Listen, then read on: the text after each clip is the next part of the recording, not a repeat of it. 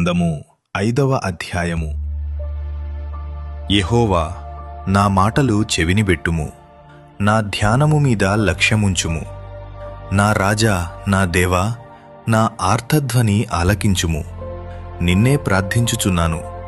యెహోవా, ఉదయమున నా కంఠస్వరము నీకు వినబడును. ఉదయమున నా ప్రార్థన నీ సన్నిధిని సిద్ధము చేసి కాచియుందును. నీవు దుష్టత్వమును చూచి ఆనందించు దేవుడవు కావు. చెడుతనమునకు నీ యొద్ద చోటులేదు.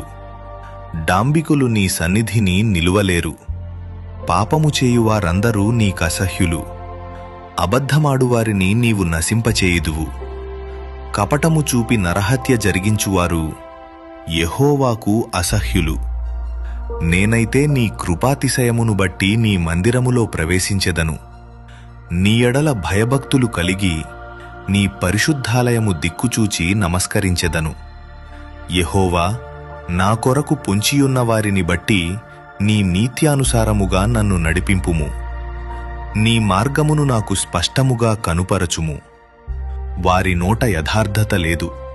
వారి అంతరంగము నాశనకరమైన గుంట.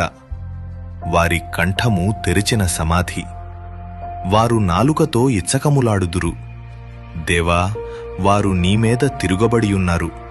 వారిని అపరాధులనుగా తీర్చుము. వారు తమ ఆలోచనలలో చిక్కుబడి కూలుదురుగాక. వారు చేసిన అనేక దోషములను బట్టి వారిని వెలివేయుము. నిన్ను ఆశ్రయించు వారందరూ సంతోషించుదురు. నీవే వారిని కాపాడుదువు గనుక వారు నిత్యము ఆనందధ్వని చేయుదురు. యెహోవా, నీతిమంతులను ఆశీర్వదించువాడవు నీవే. కేడెముతో కప్పినట్లు నీవు వారిని దయతో కప్పెదవు. కావున నీ నామమును ప్రేమించువారు నిన్ను గూర్చి ఉల్లసింతురు.